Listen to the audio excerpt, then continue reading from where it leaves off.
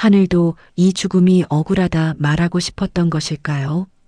경신년 5월 장마가 시작되기도 전인데 밤하늘은 구멍이라도 난 듯 거친 빗줄기를 쏟아내고 있었습니다. 마을 사람 모두가 우러러보던 덕막 높은 거상, 한대감의 마지막 가는 길. 상여를 뒤따르는 백등의 불빛은 거센 바람에 위태롭게 흔들리며 마치 갈 길을 잃은 망자의 너처럼 보였습니다. 질척이는 진흙탕 속에 발이 빠지고 상여꾼들의 거친 숨소리가 빗소리에 섞여 기괴한 울림을 만들어냅니다. 누구 하나 입을 열지 않았지만 모두의 마음속엔 똑같은 의문이 소용돌이치고 있었지요. 어제까지도 정정하던 분이 어찌 이리 하루아침에 싸늘한 주검이 되어 만인의 통곡 속에 누워있단 말인가. 마침내 도착한 공동묘지. 산어기를 휘감는 안개 속에서 미리 파둔 무덤 구덩이가 입을 벌리고 기다리고 있었습니다. 상여가 멈춰서고 장례를 총괄하는 최 집사가 앞으로 나섰습니다. 그의 얼굴은 슬픔으로 가득 찬 듯 보였으나 촛불에 비친 눈동자만큼은 얼음장처럼 차갑고 날카로웠습니다. 그의 손짓 하나에 무거운 관이 밧줄에 묶여 천천히 어둠 속으로 내려가기 시작했습니다. 관이 땅속 깊은 곳에 닿으려는 그 순간이었습니다. 어디선가 짐승의 울부짖음보다 더 처절한 외침이 정적을 깨뜨렸습니다. 누더기 옷을 걸친 사내 하나가 빗속을 뚫고 달려와 하관 중이던 밧줄을 움켜잡았습니다. 그는 바로 한대감댁에서 가장 낮은 곳을 지키던 머슴 칠성이었습니다. 평소 벙어리라 불리며 묵묵히 굳은 일만 하던 그가 아니었습니까? 칠성이가 입을 열어 소리를 지르자 사람들은 귀신이라도 본 듯 뒤로 물러섰습니다. 그는 거칠게 숨을 몰아쉬며 관 뚜껑을 덮고 있던 수의를 찢어버리듯 걷어냈습니다. 모두가 경악하며 그를 끌어내려 했지만 칠성의 눈은 광기에 젖은 듯 번뜩이고 있었습니다. 최 집사가 당황한 기색을 감추며 호통을 쳤습니다. 최 집사는 이 무슨 망측한 짓이냐? 감히 어느 안전이라고 대감님의 마지막 길을 막아서는 게냐? 저 미친놈을 당장 끌어내어 다리를 분질러라. 하지만 칠성이는 최 집사의 위협에도 아랑곳하지 않고 관 속 한대감의 이마를 가리켰습니다. 번개가 밤하늘을 가로지르며 대감의 얼굴을 순간적으로 비추었습니다. 그곳에는 분명히 죽었다고 믿었던 사람의 얼굴에는 있을 수 없는 것이 맺혀 있었습니다. 멈추시오. 죽은 자는 결코 땀을 흘리지 않는 법. 보시오. 대감님의 이마에 식은땀이 흐르고 있지 않소. 이분은 아직 살아계신단 말이오. 칠성이의 외침에 상여꾼들이 밧줄을 놓고 뒷걸음질 쳤습니다. 사람들의 시선이 일제히 관 속 대감의 얼굴로 향했습니다. 빗물이라 하기엔 너무도 또렷하게 대감의 미간과 인중 주위로 송골송골 맺힌 액체가 보였습니다. 그것은 분명 사투를 벌이는 자만이 흘릴 수 있는 식은땀이었습니다. 순간 최 집사의 얼굴에서 슬픔의 가면이 벗겨졌습니다. 그의 손이 품속의 단검으로 향하며 주변의 장정들에게 눈짓을 보냈습니다. 진실을 목격한 머슴의 목소리를 영원히 잠재우겠다는 살기가 공동묘지를 뒤덮었습니다. 칠성이는 직감했습니다. 지금 대감님을 살리지 못하면 자신도 이 무덤 속에 함께 묻히게 될 것임을. 과연 칠성이는 이 삼엄한 감시를 뚫고 대감의 숨줄기를 다시 돌려놓을 수 있을까요? 칠성이가 처음 한대감의 집 문턱을 넘었던 것은 몇 년 전 살을 애듯 차가운 북풍이 몰아치던 정월 초하루였습니다. 다 터져버린 집신 사이로 피가 맺힌 발을 이끌고 나타난 그를 사람들은 그저 갈 곳 없는 떠돌이 거지라 생각했지요. 하지만 칠성이는 사실 이름 없는 거지가 아니었습니다. 그는 한때 정갈한 도포 자락을 휘날리던 양반가의 자제였으나 가문이 영모의 누명을 쓰고 풍비박산 나면서 홀로 살아남은 비운의 생존자였습니다. 살아남기 위해 그는 가장 먼저 자신의 목소리를 버려야 했습니다. 귀티가 흐르는 말투와 지식이 묻어나는 음성은 서슬퍼런 추격자들에게 자신을 드러내는 낙인과도 같았기 때문입니다.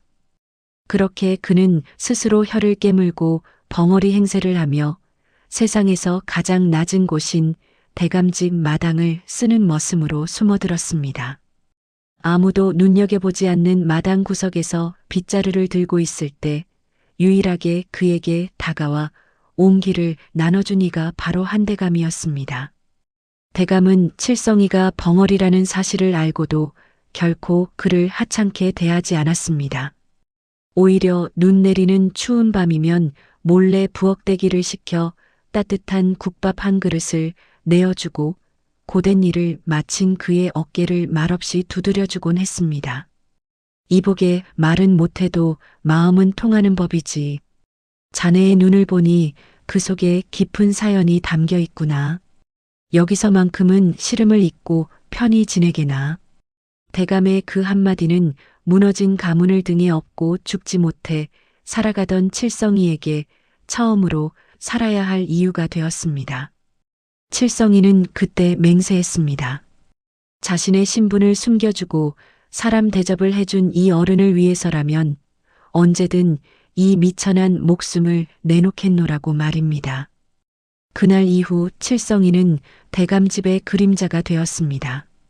말을 하지 못하니 자연스레 귀가 밝아졌고 남들이 보지 못하는 은밀한 움직임들을 포착하게 되었습니다.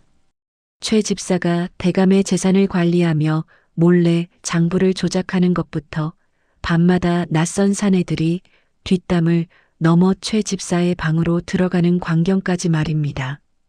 벙어리 머슴의 눈은 그 모든 것을 담고 있었으나 입은 여전히 굳게 닫혀 있었습니다. 하지만 그 침묵은 무력함이 아니라 주인을 지키기 위해 발톱을 숨긴 매의 기다림이었습니다.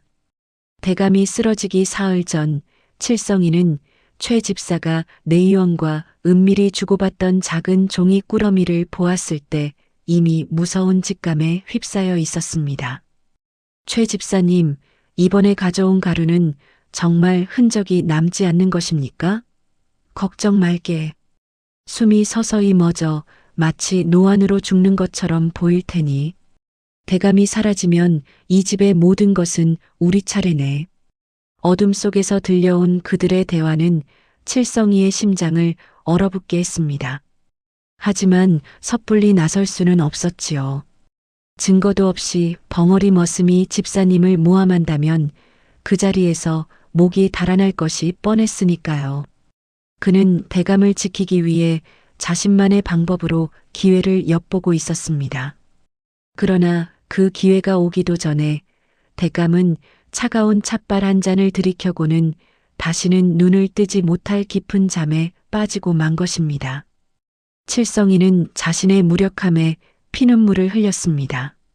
장례가 치러지는 내내 그는 죽은 듯 엎드려 있었으나 그의 머릿속은 오직 한 가지 생각뿐이었습니다. 대감님의 맥이 완전히 끊기지 않았음을 증명하고 저 간악한 무리의 숨통을 끊어버릴 단 한 번의 순간을 잡아내는 것. 그 결연한 의지가 지금 이 비바람 몰아치는 공동묘지에서 폭발하고 있는 것입니다. 수의를 찍고 시신의 땀을 닦아내던 칠성이의 손은 떨리고 있었으나 그의 눈빛은 3년 전 벙어리로 살기로 결심했던 그날보다 더욱 단단하게 빛나고 있었습니다. 대감이 쓰러지기 사흘 전 한대감의 저택은 평소와 다름없이 고요했으나 그 공기만큼은 유독 무겁고 눅눅했습니다. 대감은 며칠째 가벼운 두통을 호소하며 침소에 누워 있었고 의원은 노안으로 인한 기력 쇠함이니 안심하라며 매일같이 탕약을 달여 올렸습니다. 하지만 칠성이의 눈에는 모든 것이 의심스러웠습니다. 평소 대감을 그림자처럼 보좌하던 최 집사가 의원과 지나치게 자주 귓속말을 나누고 대감의 약탕기를 직접 관리하겠다며 하인들의 접근을 막았기 때문입니다. 달빛조차 구름에 가려 숨죽이던 그날 밤 칠성이는 빗자루 대신 맨발로 마당의 흙을 밟으며 내채 깊숙한 곳으로 향했습니다. 고양이보다 더 날렵하고 소리 없는 몸짓으로 최 집사의 밀실 창문 아래에 몸을 바짝 붙였습니다. 문틈 사이로 새어나오는 희미한 등불 아래 최 집사와 낯선 내의원이 마주 앉아 무언가 하얀 가루를 종이에 나누어 담고 있었습니다. 최 집사의 입가에는 평소의 공손함 대신 탐욕스러운 미소가 걸려 있었습니다.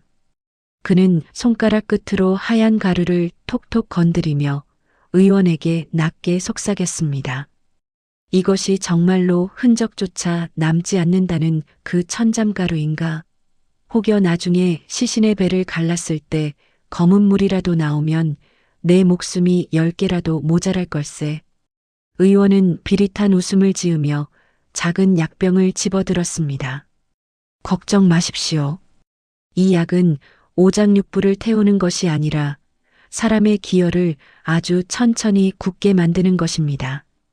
대감님은 그저 깊은 잠에 빠지는 것처럼 보일 것이고 숨이 멈춘 뒤에도 그저 노안으로 인한 심장마비라 믿게 될 것입니다. 은침으로 찔러도 변색되지 않으니 염려 붙들어 매시지요. 최 집사는 만족스러운 듯 품속에서 묵직한 돈주머니를 꺼내 의원에게 건넸습니다.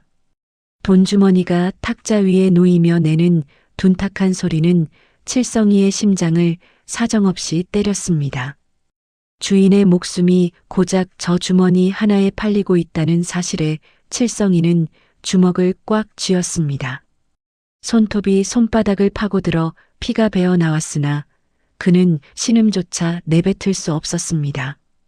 벙어리의 침묵은 이토록 잔인한 것이었습니다. 의원은 돈주머니를 챙기며 한마디를 덧붙였습니다. 내일 새벽 올리는 마지막 찬물에 이 가루를 타십시오. 그 잔을 비우고 나면 대감님은 다시는 이 세상의 아침을 보지 못하실 겁니다. 최 집사는 등불을 끄며 어둠 속으로 몸을 숨겼습니다. 칠성이는 그들이 방을 나서기 전 서둘러 어둠 속으로 몸을 날렸습니다. 당장이라도 안방으로 뛰어들어가 대감님을 깨우고 저들의 추악한 음모를 고발하고 싶었으나 말이 나오지 않는 입술은 원망스럽게 달덜 떨리기만 했습니다. 증거도 없이 나섰다가는 대감을 살리기도 전에 자신이 먼저 죽임을 당할 것이 뻔했습니다. 다음 날 새벽 칠성이는 대감의 방으로 들어가는 최 집사의 손에 들린 찻잔을 보았습니다. 은은하게 김이 모락모락 피어오르는 그 평범해 보이는 찻잔 속에 대감의 영혼을 앗아갈 저승의 사자가 숨어 있음을 칠성이만은 알고 있었습니다. 그는 마당을 쓰는 척하며 대감의 방 쪽을 향해 간절한 눈빛을 보냈지만 최 집사는 차가운 미소를 지으며 문을 닫아버렸습니다. 한 시진도 채 지나지 않아 안채에서 여종의 비명이 터져나왔습니다. 대감님이 돌아가셨다는 통곡 소리가 저택 담장을 넘어 마을로 퍼져나갔습니다. 최 집사는 누구보다 서럽게 울며 대감의 시신을 부둥켜 안았으나 칠성이는 보았습니다. 오열하는 최 집사의 소매자락 사이로 어젯밤 보았던 그 작은 약종이가 힘없이 바닥으로 떨어지는 것을 말입니다. 모두가 대감의 죽음을 슬퍼하며 정신을 놓았을 때 칠성이는 소리 없이 다가가 그 종이 조각을 주워 품속 깊이 숨겼습니다. 그것은 최 집사의 목을 칠단 하나의 증거이자 대감을 다시 살려낼 유일한 단서가 될 것이었습니다. 비극은 시작되었으나 칠성이의 진짜 싸움 또한 그 찻잔의 온기가 식기도 전에 시작되고 있었습니다. 통곡 소리가 대궐 같은 저택을 집어삼켰습니다. 한대감의 죽음은 너무도 갑작스러웠고 그만큼 저택의 질서는 모래성처럼 허무하게 무너져 내렸습니다. 평소 대감의 인자함 아래 평화로웠던 가솔들은 갈 길을 잃고 우왕좌왕했지만 오직 한 사람, 최 집사만은 달랐습니다.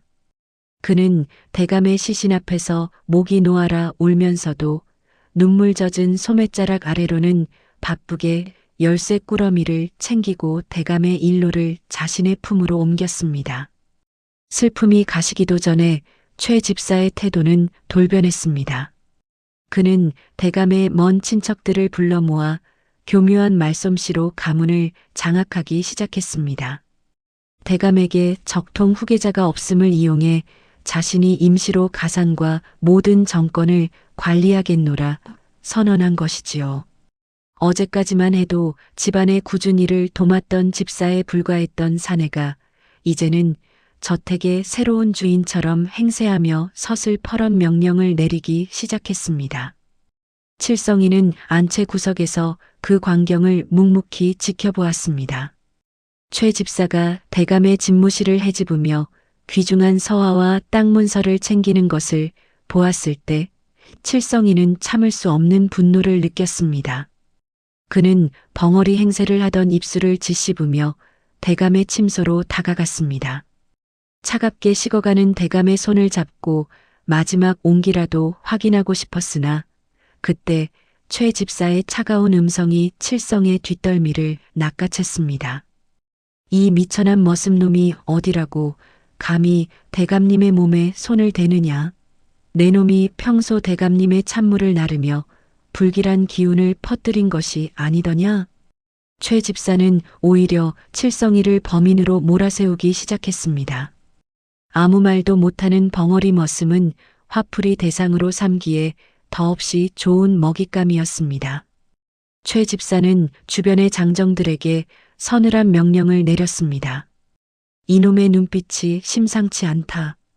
대감님이 돌아가시자마자 재물에 눈독을 들이는 꼴이 분명하니 당장 멍석에 마라 뒤쪽 헛간에 가더라. 장례가 끝나면 관가에 넘겨 엄히 다스릴 것이다. 장정들이 달려들어 칠성이를 제압했습니다. 칠성이는 격렬하게 저항하며 품속에 숨긴 약종이를 꺼내 보이려 했으나 쏟아지는 주먹질과 발길질 앞에 무력하게 쓰러졌습니다. 차가운 헛간 바닥에 내팽개쳐진 칠성이는 정신이 혼미해지는 와중에도 최 집사의 비릿한 웃음소리를 들었습니다. 벙어리면 벙어리답게 바닥이나 쓸 것이지 감히 내 앞길을 막으려 들어?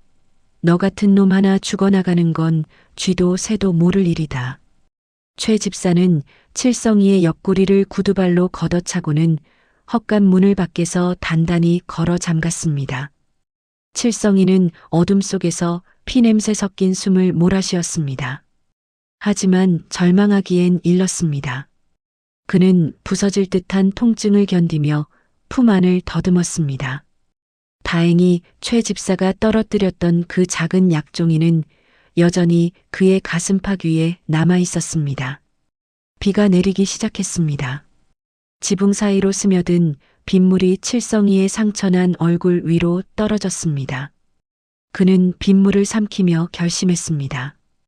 이대로 헛간에서 죽음을 기다릴 수는 없었습니다. 대감님의 이마에 맺힐 그 식은 땀을 닦아줄 사람은 오직 자신뿐임을 알았기에 칠성이는 부러진 손가락을 움직여 헛간의 낡은 벽면을 긁어내기 시작했습니다. 탈출해야 했습니다. 장례 행렬이 산으로 향하기 전 이 음모를 깨뜨릴 마지막 기회를 잡기 위해서 말입니다. 헛간 틈새로 새어 들어오는 빗줄기가 칠성이의 상처난 뺨을 때렸습니다. 부러진 손가락 마디마디가 비명을 질러댔으나 그는 멈추지 않았습니다. 낡은 목조 건물의 밑바닥, 습기에 썩어 문드러진 판자 하나가 삐걱거리며 틈을 내어주었습니다. 칠성이는 짐승처럼 바닥을 기어 그 좁은 구멍 사이로 몸을 밀어 넣었습니다. 진흙탕 속에 온몸이 젖어들었지만 그는 자유의 공기를 마시는 순간 전율했습니다. 하지만 탈출의 기쁨은 찰나였습니다. 헛간 주변을 지키던 장정 하나가 빈 구멍을 발견하고는 횃불을 높이 치켜들었습니다. 빗줄기를 뚫고 붉은 불빛이 칠성이의 뒤태를 훑고 지나갔습니다. 이놈 봐라. 벙어리 쥐새끼가 빠져나갔다. 저놈 잡아라. 놓치면 우리 목이 달아난다. 최 집사의 명을 받은 자객들이 어둠 속에서 쏟아져 나왔습니다. 칠성이는 앞뒤 가릴 것 없이 산길로 몸을 던졌습니다. 뒤에서는 횃불들이 파도처럼 밀려오고 자객들의 거친 발소리가 등덜미를 조여왔습니다. 빗물에 미끄러지는 진흙바닥을 짚으며 달리던 칠성이의 어깨 위로 서늘한 칼날이 스쳤습니다. 옷자락이 찢겨나가며 뜨거운 핏방울이 빗물과 섞여 바닥을 적셨습니다. 숨이 턱끝까지 차올라 폐가 터질 듯 아파왔습니다. 칠성이는 소리를 지르고 싶어도 소리칠 수 없는 고통을 온몸으로 받아내며 더욱더 가파른 숲으로 기어 올라갔습니다. 뒤에서 비웃음 섞인 목소리가 들려왔습니다. 어이, 벙어리. 소리라도 질러보지 그래. 그래야 우리가 어디 있는지 알고 칼을 꽂아줄 것 아니냐. 자객들은 칠성이를 막다른 곳으로 몰아넣고 있었습니다. 나무숲이 끝나는 지점, 칠성이의 눈앞에 나타난 것은 깎아지른 듯한 절벽과 그 아래에서 성난 파도처럼 일렁이는 검은 강물이었습니다. 폭우로 불어난 강물은 바위들을 집어삼킬 듯 포효하고 있었습니다. 칠성이가 멈춰 서자 자객들이 반원을 그리며 그를 에워쌌습니다. 최 집사의 최측근인 흉터난 사내가 칼끝을 칠성이의 목에 겨누었습니다. 이제 갈 곳이 없구나. 내 놈이 품고 있는 그 종이 쪼가리와 함께 저승으로 가거라. 대감님 장례식에 내 시체는 필요 없으니 말이다. 칠성이는 뒤편의 벼랑을 한번 그리고 앞에 선 자객들을 한번 번갈아 보았습니다. 여기서 칼에 맞아 죽는다면 대감님의 억울함을 풀 기회는 영원히 사라질 것이었습니다. 하지만 저 거친 물살 속으로 몸을 던진다면 그것은 죽음일 수도 있으나 하늘이 주신 단 한 번의 기회일지도 몰랐습니다. 칠성이는 비장한 각오로 가슴팍에 약종이를 한 번 더 꽉 눌렀습니다. 그리고는 자신을 비웃는 자객들을 향해 말은 못해도 잊을 수 없는 강렬한 눈빛을 쏘아보냈습니다. 그는 자객이 칼을 휘두르는 찰나 망설임 없이 어둠이 넘실거리는 절벽 아래로 몸을 날렸습니다. 제정신이 아니군. 저 물살에 뛰어들다니 시체도 못 찾겠어. 자객들이 절벽 아래를 향해 횃불을 비추었으나 칠성이의 몸은 이미 검은 강물 속으로 흔적도 없이 사라진 뒤였습니다. 거센 물살이 칠성이를 집어삼키고 바위와 부딪히며 그의 정신을 앗아갔습니다. 칠성이는 점차 의식을 잃어가면서도 대감의 인자한 미소를 떠올렸습니다. 죽음보다 깊은 어둠 속으로 가라앉으며 그는 신음 같은 마음의 외침을 내뱉었습니다. 대감님, 아직은 죽을 수 없습니다. 칠성이의 몸을 실은 강물은 굽이굽이 돌아 마을의 경계 너머 아무도 찾지 않는 황량한 기슭을 향해 흘러가고 있었습니다. 폭풍이 지나간 자리에 내려앉은 새벽은 고요했습니다. 강물은 전날의 분노를 잊은 듯 잔잔하게 흐르며 칠성이의 지친 몸을 어느 이름 모를 하류 기슭에 가볍게 밀어 올려두었지요. 온몸은 바위에 부딪혀 멍들고 팔다리는 감각조차 없었으나 기적처럼 칠성이의 숨줄기는 가늘게 이어지고 있었습니다. 그때 안개 자욱한 강가에 은은한 약재 향기가 섞여들었습니다. 약초 바구니를 든 소녀 소연이 조심스러운 발걸음으로 물가를 더듬으며 다가오고 있었습니다. 그녀는 앞을 보지 못했으나 대지 위를 흐르는 바람의 결을 읽고 흙냄새 속에서 약초의 숨결을 찾아내는 특별한 감각을 지니고 있었지요. 소연의 발끝에 칠성이의 차가운 손이 닿았습니다. 소연은 놀라지 않고 무릎을 꿇어 칠성이의 가슴에 귀를 갖다 대었습니다. 빗소리보다 작은 하지만 분명한 고동소리가 그녀의 귓가에 울렸습니다. 소연은 마을 사람들의 눈을 피해 칠성이를 자신의 작은 약방으로 옮겼습니다. 그곳은 돌아가신 의원 아버지가 남겨준 유산이자 소외된 이들이 마지막으로 찾는 안식처였습니다. 칠성이가 정신을 차렸을 때 가장 먼저 느낀 것은 코끝을 쌉싸름하게 자극하는 쑥 냄새와 따뜻한 구들의 온기였습니다. 눈을 뜨자 보인 것은 초라하지만 정갈한 천장, 그리고 자신의 상처를 정성껏 닦아내고 있는 한 소녀의 옆모습이었습니다. 칠성이는 본능적으로 품속을 더듬었습니다. 다행히 젖어버린 약종이는 여전히 가슴팍에 붙어 있었습니다. 칠성이가 신음 섞인 숨을 내뱉자 소연이 잔잔한 미소를 지으며 말했습니다. 정신이 드시는군요. 강물이 워낙 거세어 저승 문턱까지 다녀오신 모양입니다. 몸에 힘을 주지 마세요. 뼈가 상하진 않았으나 기력이 바닥났습니다. 칠성이는 입을 열어 고맙다는 말을 전하고 싶었으나 여전히 목소리는 나오지 않았습니다.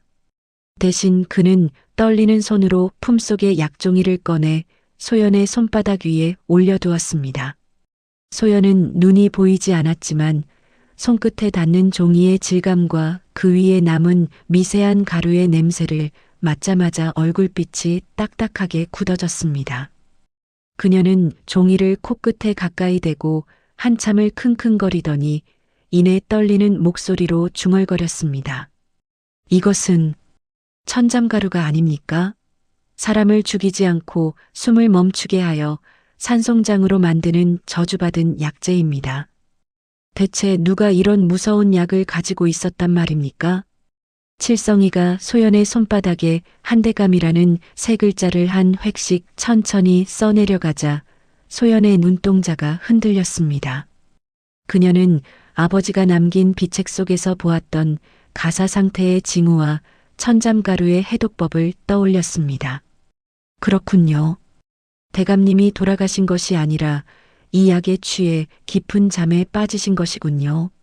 죽은 자는 식은땀을 흘리지 않지만 천잠가루에 중독된 자는 영원히 육신을 떠나지 않으려 발버둥 치기에 이마에 땀이 맺힙니다. 당신이 본 것은 환영이 아니라 대감님의 마지막 절규였던 것입니다. 소연은 서둘러 약장을 뒤져 검은 진해의 껍질을 꺼냈습니다. 그녀의 손놀림은 보이지 않는 자라고는 믿기지 않을 만큼 빠르고 정확했습니다. 이 약을 해독하려면 천년 묵은 진해 껍질에 해 뜨기 전에 맑은 이슬을 섞어야 합니다. 이제 날이 밝으려 하니 시간이 얼마 남지 않았습니다. 대감님이 땅속에 묻히기 전에 이 해독제를 전해야만 합니다. 칠성이는 몸을 일으키려 했으나 극심한 통증에 다시 주저앉고 말았습니다. 소연은 그의 어깨를 붙잡으며 단호하게 말했습니다. 혼자서는 무리입니다. 자객들이 길목을 지키고 있을 테니까요. 제가 지름길을 안내하겠습니다. 앞을 보지는 못해도 이 산의 모든 돌부리와 나무뿌리를 제 발이 기억하고 있습니다. 두 사람은 새벽 안개를 뚫고 길을 나섰습니다. 칠성이의 절박한 심장 소리와 소연의 가벼운 발소리가 숲속을 채웠습니다. 이제 대감의 목숨을 구할 수 있는 시간은 단 한 시즌뿐이었습니다. 어둠과 새벽빛이 뒤섞인 보랏빛 숲은 거대한 짐승의 뱃속처럼 고요하면서도 위협적이었습니다. 소연은 앞이 보이지 않음에도 불구하고 마치 보이지 않는 실을 따라 걷듯 거침없이 덤불을 헤쳐나갔습니다. 그녀의 손등은 거친 나뭇가지에 긁혀 핏방울이 맺혔지만 칠성이의 상처 입은 숨소리를 나침반 삼아 오직 앞만 보고 나아갔지요. 칠성이는 소연의 뒤를 따르며 주변을 경계했습니다. 대감을 살려낼 해독제의 마지막 재료, 천년 진해의 껍질은 이 산에서 가장 험준한 북쪽 바위굴 근처에만 서식한다는 전설이 있었기 때문입니다. 마침내 바위굴 입구에 다다랐을 때 소연이 멈춰서며 낮게 속삭였습니다. 그녀의 예민한 귀가 숲의 정적을 깨는 이질적인 금소금을 포착한 것이었지요. 칠성이는 본능적으로 소연을 자신의 등 뒤로 숨기며 주변을 훑었습니다. 나뭇잎 사이로 자객들의 차가운 안광이 번뜩였습니다.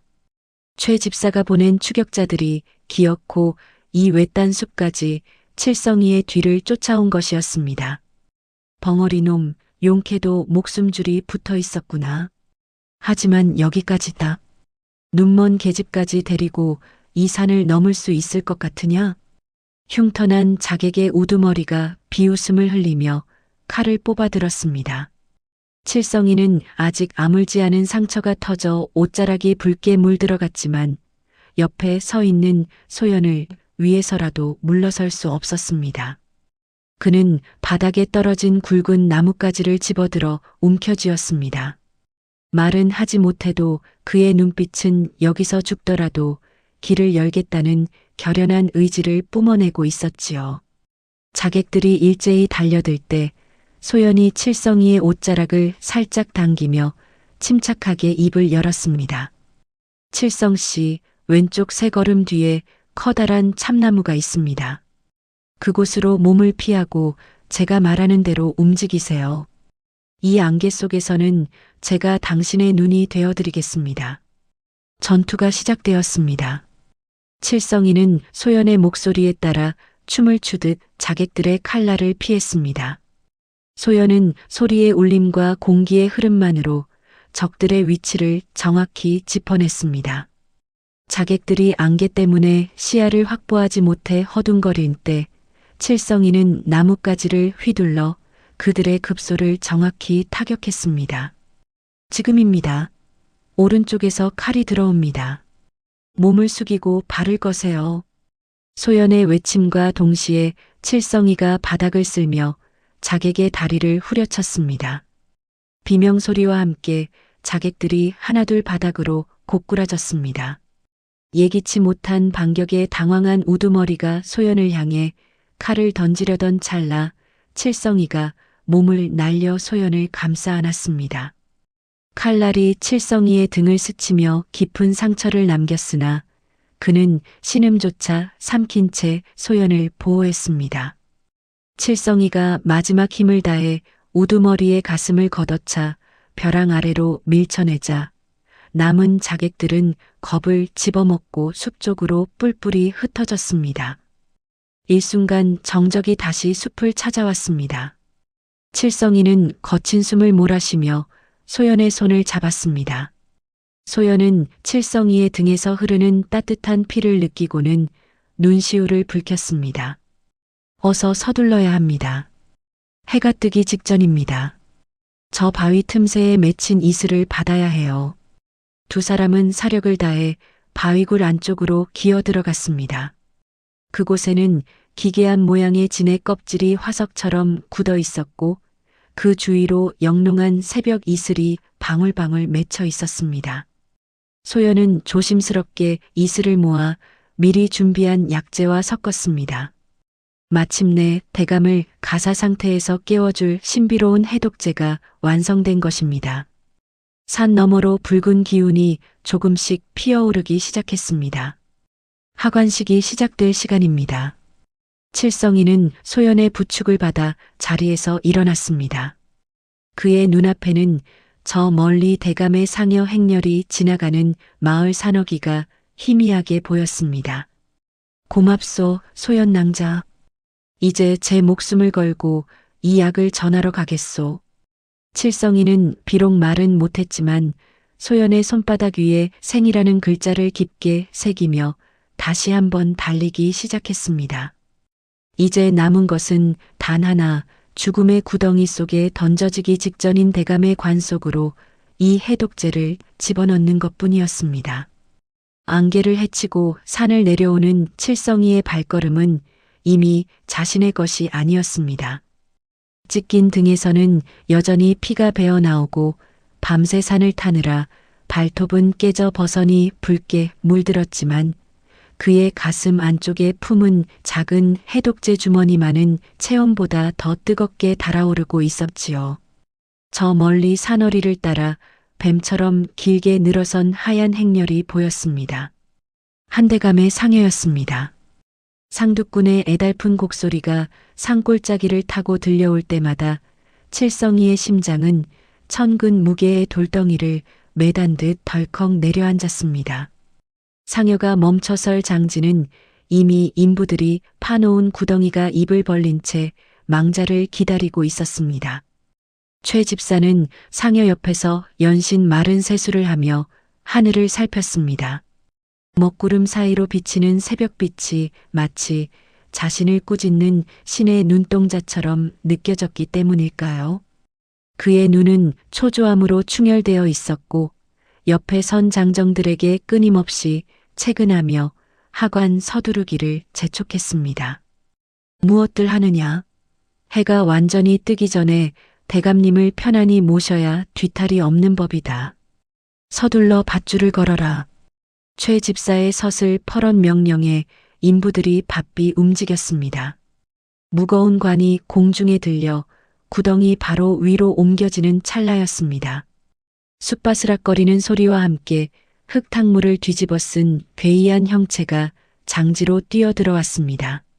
사람인지 짐승인지 분간할 수 없는 처참한 몰골, 하지만 그 눈빛만큼은 불꽃처럼 타오르는 산의 바로 칠성이었습니다. 사람들이 경악하며 물러설 때 칠성이는 관을 붙잡고 있는 밧줄을 몸으로 막아서며 최 집사를 향해 짐승 같은 울음을 터뜨렸습니다. 말을 할 수 없는 그의 목구멍에서는 억눌린 분노와 절박함이 섞인 기괴한 소리가 터져 나왔습니다. 최 집사는 칠성이를 보자마자 사색이 되었습니다. 죽은 줄로만 알았던 머슴이 살아 돌아온 것도 모자라 가장 중요한 순간에 자신의 앞길을 막아선 것이지요. 저놈이 기어이 살아 돌아왔단 말이냐? 저 미친놈이 대감님의 마지막 길을 능멸하고 있다. 여봐라, 당장 저놈을 끌어내어 무덤가 저편으로 던져버려라. 최 집사의 고함에 장정들이 몽둥이를 들고 달려들었습니다. 칠성이는 매질이 쏟아지는 와중에도 관을 덮은 명정을 필사적으로 붙잡았습니다. 그의 손가락 끝이 관 뚜껑의 틈새를 파고들었습니다. 그때였습니다. 칠성이의 눈에 다시 한번 대감의 이마 위로 송골송골 맺힌 투명한 액체가 보였습니다. 어제보다 더욱 짙어진 생의 마지막 끈을 놓지 않으려는 가사 상태의 증거인 식은땀이었습니다. 칠성이는 몽둥이질에 머리가 터져 피가 눈을 가리는 와중에도 품 안에 해독제를 꺼내 들었습니다. 그는 자신을 짓누르는 장정들의 팔을 이빨로 물어뜯으며 관 뚜껑 쪽으로 몸을 날렸습니다. 주변에 모인 조문객들은 이 광경을 보며 수군거리기 시작했습니다. 아무리 미친 머슴이라 한들 저토록 목숨을 걸고 관을 지키려는 이유가 무엇인지 의구심이 들기 시작한 것이지요. 보시오. 대감님이 아직 살아계신단 말이오. 칠성이는 피를 토하듯 마음속으로 외쳤습니다. 비록 입 밖으로 나오는 것은 꺽꺽거리는 신음뿐이었지만 그의 손가락은 대감의 식은 땀을 가리키며 멈추지 않았습니다. 최 집사는 상황이 심상치 않게 돌아가자 직접 칼을 뽑아들었습니다. 이제는 체면이고 뭐고 따질 때가 아니었습니다. 저 벙어리 머슴의 심장에 칼을 꽂아서라도 진실을 땅속에 묻어야만 했습니다. 최 집사의 서슬 퍼런 칼날이 새벽 공기를 가르며 칠성이의 정수리를 향해 쏟아지던 절체절명의 순간이었습니다. 장지 사방을 뒤덮고 있던 자욱한 안개를 뚫고 거친 말발굽 소리와 함께 웅장한 나팔 소리가 산울림을 타고 울려 퍼졌습니다. 최 집사의 칼끝이 칠성이의 이마 바로 앞에서 멈췄고 당황한 그의 눈동자에 비친 것은 푸른 관복을 입고 위엄있게 달려오는 마을 사또와 그 뒤를 따르는 수십 명의 포졸이었습니다. 사또는 말에서 내리기도 전에 비릿하게 웃으며 칼을 쥐고 있는 최 집사를 향해 호통을 쳤습니다. 멈추어라. 감히 어느 안전이라고 백주대낮에 사륙을 벌이려 하느냐. 저 무도한 자의 손에서 당장 칼을 뺏고 포박하라. 최 집사는 사색이 되어 칼을 떨어뜨리며 바닥에 넙죽 엎드렸습니다. 평소 사또에게 뇌물을 바치며 뒷배를 든든히 해두었다 믿었기에 이 갑작스러운 등장은 그에게 사형 선고와도 같았지요. 그는 떨리는 목소리로 변명을 늘어놓기 시작했습니다. 사또 나리, 어찌 이리 험한 곳까지 오셨습니까? 저 미친 머슴놈이 대감님의 장례를 망치려 하기에 잠시 훈육을 하려던 것뿐입니다. 어서 저놈을 잡아 가두어 주십시오. 하지만 사또는 최 집사의 말을 가로막으며 품속에서 붉게 물든 비단 조각 하나를 꺼내 보였습니다. 그것은 칠성이가 소연의 약방에서 자신의 손가락을 깨물어 써내려간 혈서였습니다. 비단 위에는 최 집사가 내의원과 공모하여 대감에게 천잠가루를 먹인 정황과 그가 훔쳐낸 땅 문서들의 행방이 정갈하면서도 힘 있는 필체로 기록되어 있었습니다. 내 놈이 말하는 미친 머슴이 보낸 이 글을 보아라. 이토록 명확한 문장과 절박한 진실이 담긴 글을 쓰는 자가 정녕 미친 자란 말이냐? 이 글에는 내 놈이 저지른 천인공노할 죄악이 낱낱이 적혀 있느니라. 마을 사람들은 술렁이기 시작했습니다. 벙어리 머슴인 줄만 알았던 칠성이가 그를 안다는 사실에 놀랐고 그가 폭로한 최 집사의 악행에 경악했습니다. 사또는 칠성이를 내려다보며 묘한 눈빛을 보냈습니다. 비록 지금은 누더기를 걸치고 피칠갑이 된 몰골이었으나 혈서에 담긴 기계와 문장력은 분명 평범한 천민의 것이 아니었음을 직감했기 때문입니다. 최 집사는 최후의 발악을 하듯 소리쳤습니다. 거짓입니다. 저놈이 누군가와 결탁하여 저를 모함하려는 것입니다. 대감님은 이미 숨이 멎어관에 누워 계신데 죽은 자를 두고 무슨 죄명을 씌운단 말입니까? 그때 칠성이가 사또의 발치로 기어가 절실한 눈빛으로 관을 가리켰습니다. 그리고는 자신의 가슴팍에서 소연과 함께 만든 해독제 주머니를 꺼내 사또에게 내밀었습니다. 비록 말은 한마디도 내뱉지 못했으나 그의 눈은 아직 늦지 않았으니 대감님을 살려달라며 피눈물을 흘리고 있었습니다. 사또는 칠성이의 눈빛에서 형언할 수 없는 진정성을 읽었습니다. 그는 잠시 주저하다 이내 결단력 있게 명을 내렸습니다. 이 머슴의 눈에는 간절한 충심이 서려 있다. 관 뚜껑을 열어라. 만약 대감이 살아있다면 최 집사 내놈은 능지처참을 면치 못할 것이요.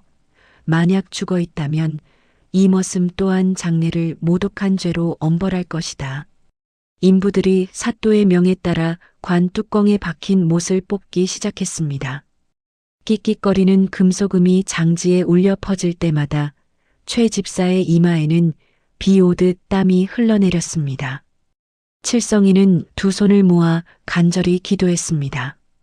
이제 모든 진실이 차가운 관 뚜껑 아래에서 빛을 볼 시간이었지요. 무거운 나무 뚜껑이 마찰음을 내며 열리자 차가운 새벽 공기가 관 속으로 밀려 들어갔습니다. 그 안에는 수의를 정갈하게 차려입은 한대감이 미동도 없이 누워 있었지요. 핏기 하나 없는 창백한 얼굴과 굳게 담은 입술은 누가 보아도 이미 이승의 사람이 아닌 듯 보였습니다. 최 집사는 그 모습에 회심의 미소를 지으며 다시 목소리를 높였습니다. 보십시오. 이미 가신 분을 욕보이는 저 벙어리 놈의 행태를 보란 말입니다. 사또 나리, 더 이상의 모욕은 대감님께 죄를 짓는 일입니다. 당장 뚜껑을 덮고 저놈의 목을 치소서. 사또의 얼굴에도 의구심이 스쳤습니다. 하지만 칠성이는 아랑곳하지 않고 떨리는 손으로 소연이 건네준 약병을 움켜쥐었습니다. 그는 관 속으로 몸을 밀어넣어 대감의 인중과 목덜미의 혈 자리를 강하게 눌렀습니다. 그리고는 대감의 입술을 조심스레 벌려 천년 진해의 기운과 새벽 이슬이 응축된 푸른 빛의 해독제를 흘려 넣었습니다. 장지에는 침을 삼키는 소리조차 들리지 않을 만큼 무거운 정적이 내려앉았습니다. 일이 시간이 흐를수록 사람들의 눈빛은 차갑게 식어갔고 포졸들의 칼끝은 다시 칠성이의 등을 겨누었습니다. 최 집사가 승리를 확신하며 칠성이의 뒷덜미를 잡으려던 바로 그 순간이었습니다. 대감에 굳어있던 손가락 끝이 미세하게 떨리기 시작했습니다. 이어 굳게 닫혀있던 가슴팍이 크게 들썩이더니 마치 깊은 물속에서 빠져나온 사람처럼 거친 숨소리가 터져나왔습니다. 끄어. 대감의 입에서 검은 핏덩어리와 함께 막혀있던 숨줄기가 터져나왔습니다. 감겨있던 눈이 번쩍 뜨이며 허공을 휘저었습니다. 그것은 죽음의 그림자를 걷어내고 이승의 빛을 다시 붙잡으려는 생애의 본능적인 몸부림이었습니다. 사람들은 비명을 지르며 뒤로 물러났고 최 집사는 귀신이라도 본 듯 바닥을 기며 뒷걸음질 쳤습니다.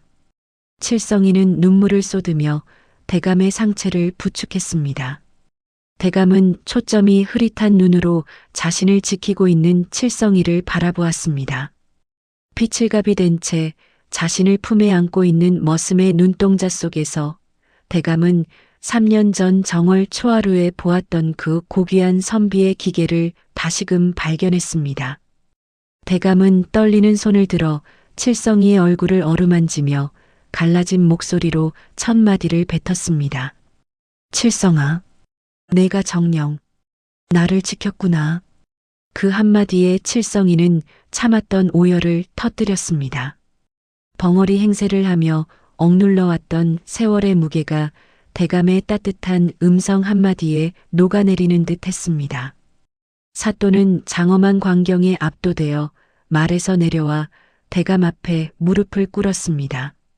반면 최 집사는 이미 제정신이 아니었습니다. 그는 구덩이 속으로 굴러떨어지며 소리쳤습니다. 아니야, 그럴 리가 없어. 분명히 숨이 끊어진 것을 내 눈으로 확인했단 말이다. 이건 요물이야. 저 벙어리 놈이 요술을 부린 것이란 말이다. 대감은 사또의 부축을 받아 관 밖으로 걸어 나왔습니다. 비록 몸은 쇠약해졌으나 그의 눈빛은 박찬봉과 최 집사의 죄를 낱낱이 꿰뚫어보는 호랑이의 그것과 같았습니다. 그는 최 집사를 차갑게 내려다보며 사또에게 엄중히 명했습니다. 사또, 저 간악한 자의 품속을 뒤지시오. 내 집안의 모든 땅 문서와 훔쳐낸 일로가 그곳에 숨겨져 있을 것이오. 또한 내의원과 공모한 서신들도 저자의 침소 밑바닥에 숨겨두었음을 내가 이미 알고 있소. 포졸들이 달려들어 최 집사의 품을 뒤지자 대감의 말대로 수많은 땅 문서와 비리 장부들이 쏟아져 나왔습니다. 이제 진실은 태양 아래 명명백백히 드러났습니다. 죽음의 문턱에서 돌아온 주인과 그를 지켜낸 머슴의 충심이 어두운 무덤가를 정의의 심판장으로 바꾸어 놓은 것입니다. 산마루 위로 솟아오른 태양이 대지를 황금빛으로 물들이기 시작했습니다. 불과 한 시즌 전까지만 해도 죽음의 기운이 감돌던 무덤가는 이제 간악한 자의 죄를 심판하는 엄중한 처단장으로 변해 있었지요. 포졸들이 달려들어 최 집사를 굴비 엮듯 포박했습니다. 한때 대감의 오른팔로 불리며 위세를 떨쳤던 그의 손목에는 이제 차가운 쇠사슬이 채워졌고 그가 탐욕스럽게 챙겼던 땅 문서들은 먼지투성이가 된 채 사또의 손으로 넘어갔습니다. 최 집사는 질질 끌려가면서도 하늘을 향해 울부짖었습니다. 하지만 그 소리는 회한의 눈물이 아니라 다 잡은 부귀영화를 놓친 자의 비겁한 비명에 불과했습니다. 마을 사람들은 그가 지나가는 길목에 침을 뱉고 흙덩이를 던지며 분노를 쏟아냈습니다. 평소 인자했던 한대감을 죽이려 하고 아무 말 못하는 머슴에게 죄를 씌우려 했던 그의 악행은 결코 용서받을 수 없는 것이었으니까요. 상황이 정리되자 사또는 대감과 칠성이를 모시고 저택으로 향했습니다. 대감은 아직 기력이 온전치 않았으나 칠성이의 부축을 받으며 한 걸음 한 걸음 힘차게 내디뎠습니다. 저택 대문에 도착했을 때 대감은 자신을 기다리던 가솔들을 뒤로하고 칠성이를 조용히 사랑채로 불렀습니다. 방 안에는 은은한 향나무 냄새가 감돌았고 칠성이는 피로 얼룩진 누더기를 입은 채 대감 앞에 엎드렸습니다. 대감은 한참 동안 말이 없었습니다. 그는 칠성이의 거친 손과 상처투성이가 된 등을 바라보며 깊은 한숨을 내쉬었지요. 그리고는 칠성이의 어깨에 손을 올리며 나직하게 입을 열었습니다. 칠성아, 이제 그만 고개를 들거라. 너는 더 이상 내 집 마당을 쓰는 머슴이 아니다. 내가 쓴 혈서를 보았다. 그 정갈한 필체와 기계 높은 문장은 결코 평범한 이의 것이 아니더구나. 이제는 숨기지 말고 말해다오. 너는 정녕 누구냐? 칠성이는 어깨를 들썩이며 눈물을 참아냈습니다.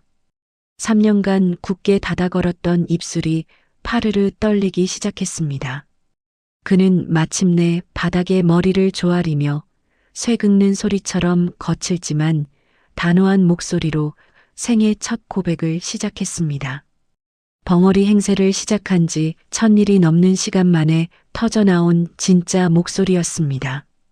대감님, 소인은 사실거지가 아니옵니다. 3년 전 영모의 누명을 쓰고 멸문지화의 화를 입은 이조판서 이세진에 찾아 이호라고 하옵니다. 가문이 도륙당하던 밤 아버님은 저를 살리며 목소리를 버리고 살아남으라 유언하셨습니다. 그리하여 저는 이름을 지우고 혀를 가둔 채 대감님의 마당으로 숨어들었던 것이옵니다. 대감은 충격에 휩싸여 칠성이, 아니 이호의 손을 꽉 잡았습니다. 이조판서 이세진이라면 대감이 젊은 시절 가장 존경했던 조정의 대쪽 같은 선비가 아니었습니까? 대감은 눈시울을 붉히며 이호의 얼굴을 구석구석 살폈습니다. 비록 누더기를 입고 흙먼지를 뒤집어 썼으나 그 안광에는 명문가의 자제다운 고귀함이 서려 있었습니다. 오호 통제라, 자네가 정녕 이 판서댁의 공자였단 말인가. 내 그 가문의 억울함을 진작부터 의심해왔거늘 이토록 가까운 곳에 그 후예가 살아있었을 줄이야. 하늘이 나를 살린 것이 아니라 자네를 통해 정의를 바로 세우려 하신 것이로구나. 이호는 대감의 무릎 아래 엎드려 목 놓아 울었습니다. 신분을 숨기고 짐승처럼 살아야 했던 세월, 주인을 구하기 위해 절벽으로 몸을 던졌던 그 모든 고통이 대감의 따뜻한 이의 속에서 눈 녹듯 사라져갔습니다. 대감은 이호의 손을 잡아 일으키며 선언했습니다. 이제 이 집의 머슴 칠성이는 죽었으며 자신의 모든 것을 물려받을 양자이자 동지인 이호가 다시 태어났음을 말입니다. 한 달의 시간이 흘렀습니다. 대감의 저택 대문 위에는 임금께서 친히 내리신 충신제라는 현판이 새로 걸려 햇살 아래 눈부시게 빛나고 있었습니다. 죽음의 문턱을 넘나들었던 한대감은 기력을 회복하여 다시 마당을 거닐게 되었고 집안의 공기는 예전보다 훨씬 맑고 정갈해졌습니다. 탐욕으로 얼룩졌던 자들이 떠난 자리에는 주인을 지키기 위해 목숨을 걸었던 자들의 충심이 뿌리내렸기 때문입니다. 최 집사와 공모했던 내의원은 유배지로 떠나는 길에 자신들의 죄를 뉘우치며 눈물을 흘렸고 그들이 가로챘던 재물은 다시 백성들의 몫으로 돌아갔습니다. 한대감은 곡간을 열어 흉년에 굶주리는 마을 사람들에게 곡식을 나누어 주었으며 억울하게 땅을 빼앗겼던 소장농들에게는 문서를 돌려주어 그들의 눈물을 닦아주었습니다. 하지만 마을 사람들이 가장 놀라워한 변화는 따로 있었습니다. 대감의 곁을 그림자처럼 지키던 벙어리 머슴 칠성이가 이제는 비단 도포를 입고 갓을 쓴 늠름한 선비의 모습으로 나타난 것이지요. 대감은 이호를 자신의 정식 양자로 입적시켜 가문의 대를 잇게 했습니다. 칠성이라는 이름 뒤에 숨겨졌던 호랑이 같은 기계와 선비의 인품이 세상 밖으로 드러나자 그를 무시하던 이들도 이제는 고개를 숙여 존경을 표했습니다. 어느 맑은 오후 이호는 소연의 약방을 찾았습니다. 약방 마당에는 여전히 쌉싸름한 약재 향기가 감돌고 있었고 소연은 보이지 않는 눈으로도 정성껏 약초를 다듬고 있었지요. 이호가 마당으로 들어서자 소연은 고개를 들며 잔잔한 미소를 지었습니다. 발소리만으로도 그가 누구인지 이미 알고 있었던 것입니다. 오셨습니까? 이호 공자님. 아니, 이제는 대감댁의 도련님이라 불러야 할까요? 이호는 소연의 앞에 다가가 무릎을 굽히며 부드러운 목소리로 답했습니다. 이름이 무엇으로 불리든 소연 낭자 앞에서는 그저 당신이 목숨을 구해준 칠성일 뿐입니다. 낭자의 의술과 지혜가 없었다면 저와 대감님은 지금쯤 차가운 흙 속에 묻혀 있었을 것입니다. 이호는 품속에서 정성스럽게 적은 서책 한 권을 건넸습니다. 그것은 대감의 지원을 받아 소연과 함께 가난한 백성들을 위해 만든 약방의 운영 계획서였습니다. 두 사람은 그날 이후 마을에 해민소를 세워 돈이 없어 치료받지 못하는 백성들을 돌보기 시작했습니다. 이호는 법과 정의로 세상을 바로잡고 소연은 따뜻한 약재로 사람들의 아픔을 치유하는 동반자가 된 것입니다. 세월이 흘러도 이 이야기는 잊히지 않았습니다. 마을의 아이들은 소금 놀이를 할 때면 상여를 막아 세우는 용감한 소년의 흉내를 내었고 장터의 소리꾼들은 북을 치며 죽음의 구덩이에서 주인을 건져 올린 머슴의 이야기를 노래했습니다. 겉모습은 초라한 머슴이었으나 그 가슴 속에는 누구보다 고귀한 불꽃을 품고 있었던 한 사내의 전설은 조선 팔도로 퍼져나갔습니다. 사람들은 이 이야기를 통해 한 가지 진실을 깨달았습니다. 진정한 가치는 비단옷이나 높은 관직에 있는 것이 아니라 절망의 순간에도 꺾이지 않는 정의로운 마음과 은혜를 잊지 않는 충심에 있다는 사실을 말입니다. 칠성이 아니 이호가 남긴 발자취는 누군가에게는 희망이 되었고 누군가에게는 스스로를 돌아보게 하는 거울이 되었습니다. 오늘도 해는 서쪽 산마루를 넘어 고요히 저물어 갑니다. 하지만 충신제의 등불은 여전히 밝게 빛나며 우리에게 속삭입니다. 진실은 아무리 깊은 땅 속에 묻어도 결국 숨소리를 내며 살아 돌아오는 법이며 용기 있는 한 사람의 외침이 세상을 바꿀 수 있다는 것을 말입니다. 벙어리 머슴이 전설이 된 이 아담은 그렇게 오래도록 사람들의 가슴 속에 따뜻한 울림으로 남았습니다.